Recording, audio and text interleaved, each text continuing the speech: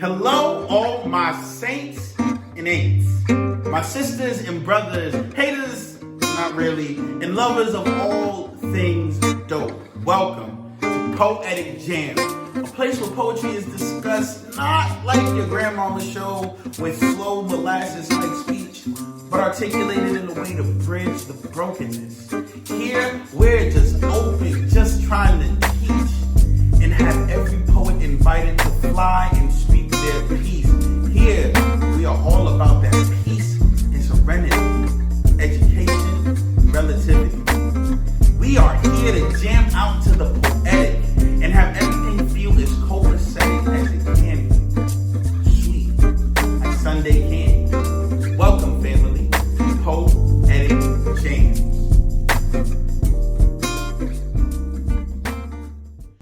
Yeah! What is going on, beautiful people? And welcome back to Poetic Jams, the spot that puts people onto poetry and poetry on the people. I'm your host, always doing the most authentic intelligence, the benevolent being on the scene, offering you serene and incandescent vibes.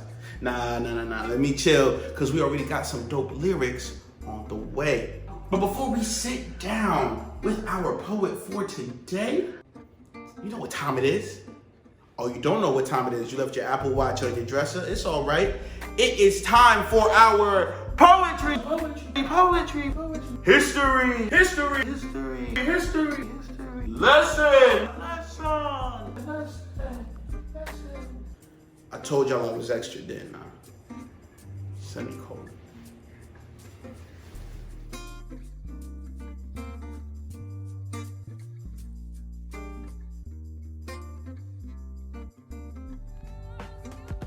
All right, ladies and gentlemen, are y'all ready? Aight.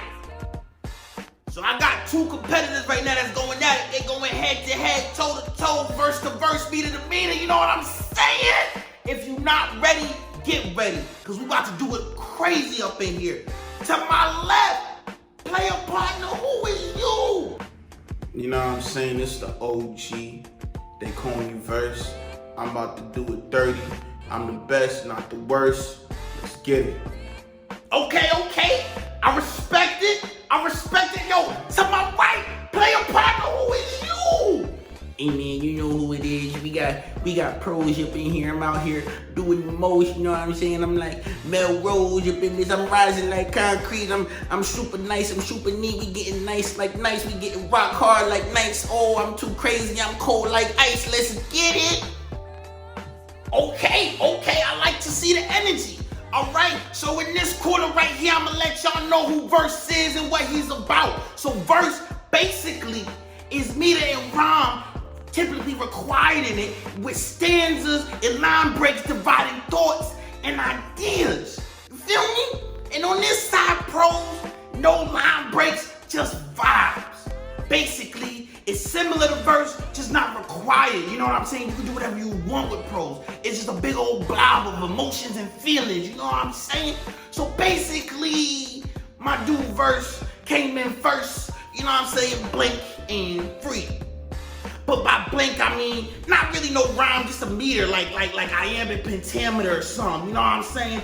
And if you don't really know what iambic pentameter is, I'm about to break it down. I'm about to give you a little Willie Shakes real quick. If you don't know who that is, I'm my man Billy Shakers, aka William Shakespeare, aka the OG poet. But soft, what light through yonder window breaks? It is the east, and Juliet is the sun. Arise, fair maiden, and kill the envious moon.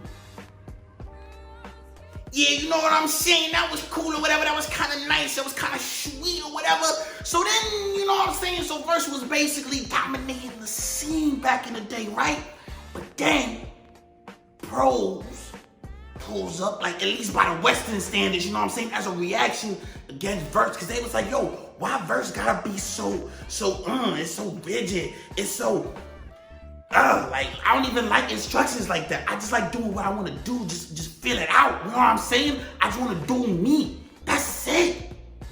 So then basically, here comes prose with just vibes. You know what I'm saying? They do whatever they want.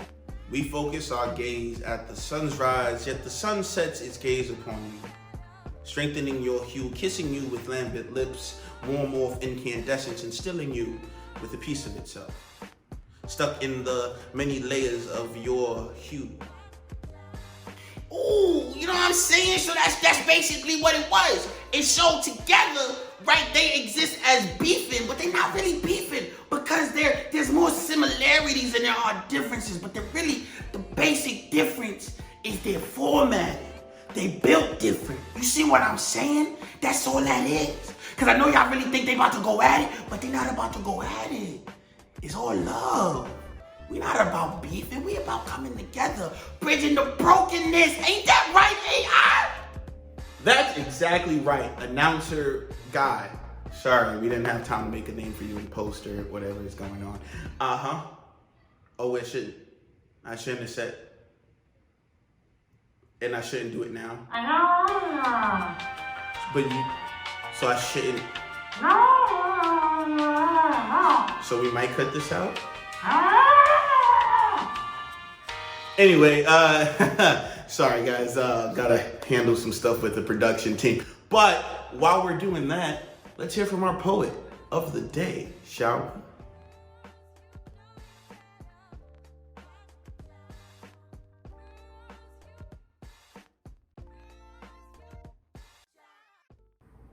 It's been a while since I've danced. It's been a while since my feet have touched the ground, allowing the vibrations of my emotions to run through my body. It's been a while since I've danced. Since I had to let the tears flow through me, allowing for space to be morphed and shifted, allowing for the world to feel my energy. I don't feel the need to dance right now because I'm scared of what it feels like to really feel. There are so many Black bodies on the ground. I'm terrified. I'm hurting. Does this ever end? I'm sitting here holding my feet in my hands, praying to my God that this pain goes away, praying to my God that I can make it to see another day. See, I've been here before, and the grief is real. It's hard to move forward. It's hard to see what's next. Sometimes I feel my heart beating straight through my chest. I'm trying to hold on. I will hold on. I'm trying to be okay. I will be okay. They told me to just take it day by day, but day by day, time after time, I miss all the people I love. I need to rest. Every moment that passes feels like another storm. Our reality has become our greatest fears. And I don't have much to say. I'm just trying to be present, trying to give love, trying to receive. I hope someday this pain finds a way to ease. Thank you. Guys, wasn't that just a dope poem? If it wasn't, don't keep your opinions to yourself because it's irrelevant because we're here to uplift. But I need you guys to give a warm virtual welcome to our poet of the day. She is an author, a dancer, you know what I'm saying? Multifaceted is what we're talking about. She is the, She is the author of She Speaks, a collection of poems, prayers, letters, and thoughts, which she has self-published herself. I need you guys to give it up for Kymora Trinity. Welcome. Thank you so much. It's so good to be here. Thank you so much. I really hope y'all enjoyed the poem, but I also hope that it touched you in some way, shape, or form and moved you and kind of made your heart flutter a little bit. So, Kymora, tell us what prompted this poem? Like, what was like, oh, I got this I have to write down?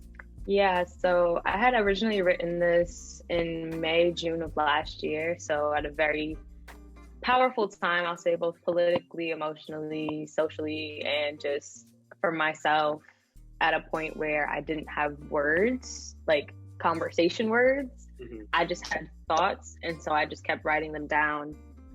And this specific piece is very much so informed by the instant reaction of trying to keep going and knowing that I'm exhausted, trying to keep going and knowing that I'm hurting, but also realizing that my people are hurting, specifically my Black people are hurting, specifically realizing that not only were we faced very directly with an uproar of police brutality, like visually, but the way in which Black bodies were leaving us at a rapid rate at the start of this pandemic.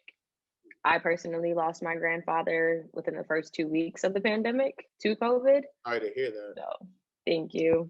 So all of those emotions at one time, just constantly seeing this community be kind of pushed to the side and not receive as much support as we needed, kind of fueled me to write, okay, I have a lot of feelings. How do I get them out and not hold them in?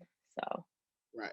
And so you actually, what was it around that time that you took poetry more of a, like, seriously, in the sense of within yourself and posting it? Because I know that it was around last year when I started you seeing posted more, and I was like, yo, Kymora writes poetry. I was mad excited to see that. So like what prompted that that bug of like continuously writing and yeah. So I want to say that it was that emptiness feeling, and dance wasn't giving me what it used to give me. So writing ended up being that moment where I could just be by myself for myself and not feel criticized. And I started sharing because for some reason I felt like my voice needed to be heard. Like I felt like I had more to say that wasn't just for me anymore. Like it was for me to kind of work through and heal through. But I was hoping that it would also kind of uplift and inspire someone else, or at least give them the feeling that they're not alone in like I'll say like darkness, because at that point in time was very dark. But I also wanted, a lot of the people that I'm surrounded by are like a multitude of bodies, so Blacks, whites, Hispanics, and I knew it wasn't my duty to educate, but I also knew that perspective is just as powerful as education. So wanting to use my perspective to kind of like just drop seeds, drop little gems as needed. So it could be like, okay, this is real. Like it's really real, but like someone I know experiences this as well. It's not just something on CNN. Right. That's deep though. Perspective is more powerful than education. That's shoot. I felt that one in my spirit. But yeah, so just like in the sense of like your process, like what works for you? Is it like an idea that you have to get down? Is it your note app? Are you traditional pen and paper? Are you like keystrokes? Like walk me through your process of like getting a poem down. Yeah, so it's definitely the Notes app, because I'll literally be on the bus or on the train or in the car while my mom's driving and just like I'll hear a thought repeating itself and I'll be like, I gotta write this down. And if it's something that I keep hearing throughout the day, I'll put it in my reminders. And then at the end of my day, and like late in the midnight hour, I'll sit with my pen and paper, write down that exact line, and then let it flow from there. I rarely ever go back and look at my work because I'm constantly in this like, okay, go, go, go. And it wasn't until I kind of hit you up and I was like, hey, how do I like make a book? Because I have all of this stuff, I have all of this content. And at one point I started to examine and absorb my own words to the point that it was like reading someone else's words, if that makes sense. No, that definitely makes sense. Like you look back and you're like, wow, oh, that's me. Oh, okay. Nah, I definitely understand that. Kymora, like at what point does it feel like it's no longer like you that wrote it and you look back and you're like, yo, that's really me? Is it like right after? Is it a week, a month? Like at what point do you kind of look at it and go, oh snap? I'll say it's usually a few weeks or longer than a month. I'm not very good with feelings. I've never really had that like, okay, this is what I'm feeling. How do I get through this feeling or let this feeling pass? So writing has been that. And then I won't go back to it until like I'm sitting down. I'm like, oh, I feel this again. Mm-hmm. And then that feeling of again is like, okay, but I'm reading this. I'm not experiencing the same things I was experiencing when I wrote this. How is it that it still has like this residue even over time? Mm. And why is it that like I'm still not able to really dive in like that, just like as a person existing? Like, how come I haven't normalized that type of vulnerability within all that I do, aside from just my writing, which is something I'm really working on right now in like my personal and artistic life, of like vulnerability as a weapon rather than as a weakness. Mm. And allowing that to really light the fire under my work, but also because I've never been good with my feelings, I've never really like confronted them as myself. So like there's Kymora, then there's Kymora Trinity. Mm. And it's like the two of them, they have similar like essences, but I feel like that Sasha fierceness, that like this is who I am, comes out as my poet self. I see. Okay, nah, that's tough. I mean, you dropping some gems. I wish I had an offering because you preaching. You know what I'm saying? Using poetry as a weapon, not a weakness. I feel like, come on, somebody. I need an organ in here. But yeah, no. So we've known each other for a very long time. Going on, I think it's like I want to say 6, 7 years. Yeah. 8, maybe 8. 8. No, yeah, it is 8. Graduate. Yeah. So I mean, has poetry always been there? Because I know that like when we knew each other, I was writing, but it wasn't serious to the point where authentic intelligence was a thing. But when you were in LaGuardia, was it there in bits and pieces? Was it not? Yeah, like walk me through like how you got to Kymora Trinity. Yeah, I'll say it was there in bits and pieces. The E-train ride to LaGuardia plus taking the B and the D is like a good hour on a good day, maybe an hour and 15. So the note section of my phone got pretty heavy, I'll say 2015, 2016. And even in my book, I referenced one really old notes that like I found out of the blue just scrolling through. And I realized Kymora Trinity has always been there. I've just been scared of her. Mm. And very much so, like having this external shell of like, I'm tough, like I got this, but never allowing myself to be soft. Mm-hmm. And allowing my heart to soften just as I exist rather than as I create. I see. All right. So we gonna zhuzh it up a little bit, add a little something. So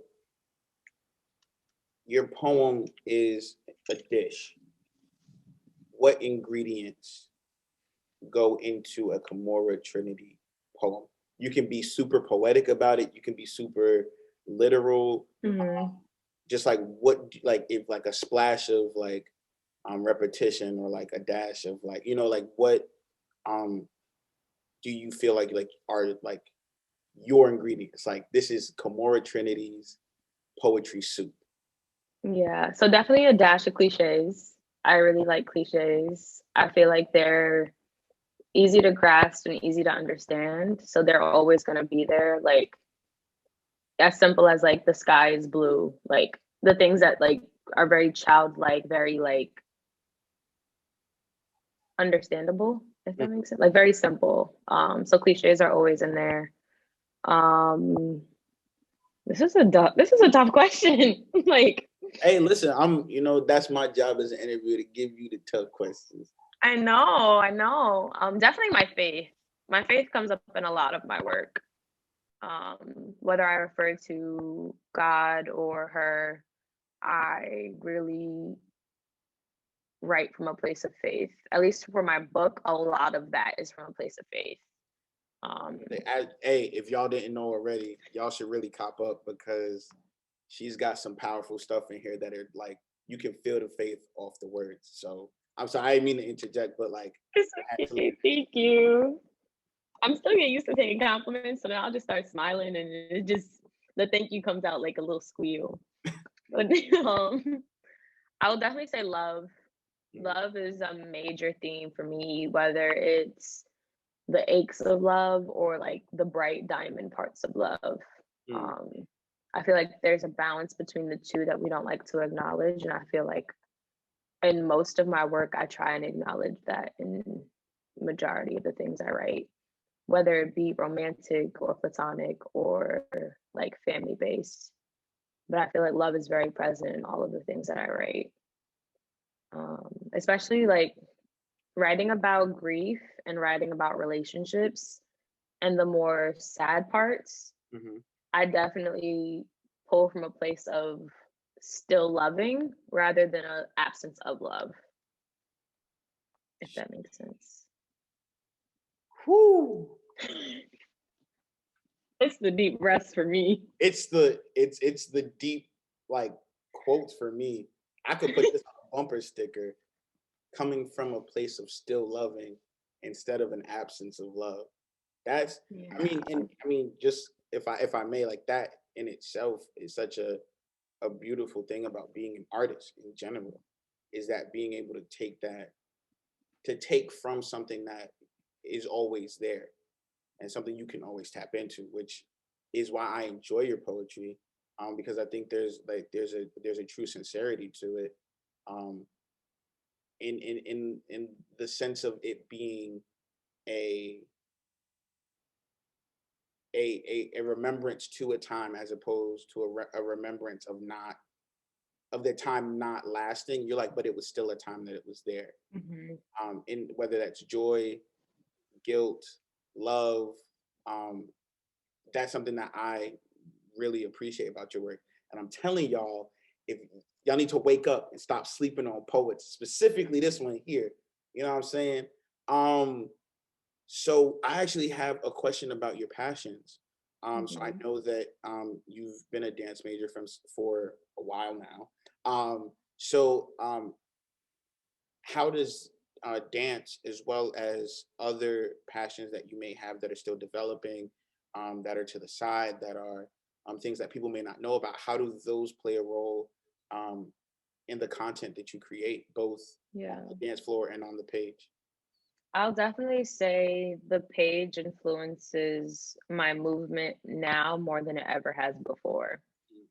And I didn't realize that until, I'll say, my sophomore year of college, how influential, whether it's my writing or something I'm reading, that inspires me to move. There's something about the way words are written on a paper and that gesture of like, this is an actual choreography to like write something, that then embodying that both physically and then performing it, for me, has always just allowed it to magnify the performance even more, knowing that there's source material that's like lighting the fire underneath the movement. I'll say dance became more of like a career path.